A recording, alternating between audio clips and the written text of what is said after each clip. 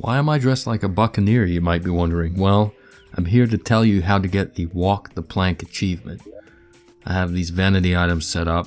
At any rate, what you need is a pirate map. If you're like me and unwilling to wait for it to happen naturally, you're going to want a pirate map. These drop about 1% of the time from each time you kill an enemy in the ocean biome.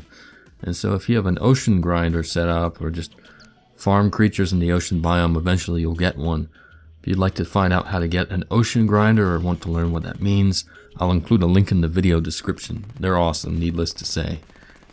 Here's the invasion. It takes a while for it to spawn, just like the Goblin Invasion, but eventually they do reach your base. I'm kind of fooling around here just so you can see in more detail the kind of enemies that attack you. I didn't spawn my minion so that this would drag out a little longer and I could have a little fun with my endless musket pouch. You have a mix of ranged and melee units, and some of them are fairly heavy hitting.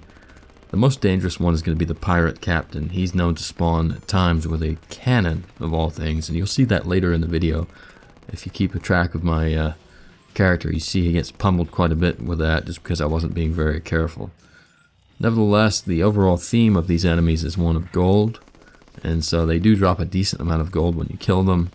The items that they drop other than the coins include gold furniture, and if you're lucky, accessories that make your life a little wealthier.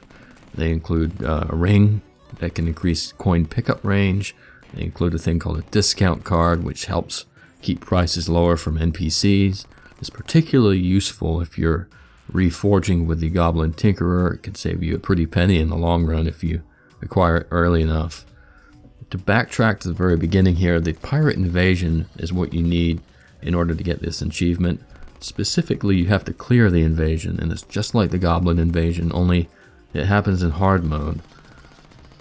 I mentioned earlier that the spawn rate, or the instance rate of this, is pretty low. I want to say it's between 2 and 3% normally.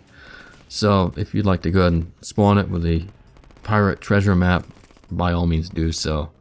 The patterns you're seeing here remain consistent throughout until you've cleared almost all of the enemies, at which point a Flying Dutchman appears. I want to say that's the name of it.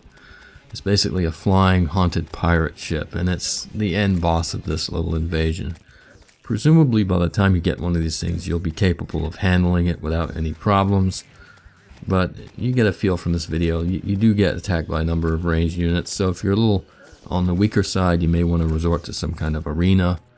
Let your minion do the work from behind the safety of a wall. I would definitely recommend that you, by this point, have a base set up in the sky so that these enemies can't simply walk into it.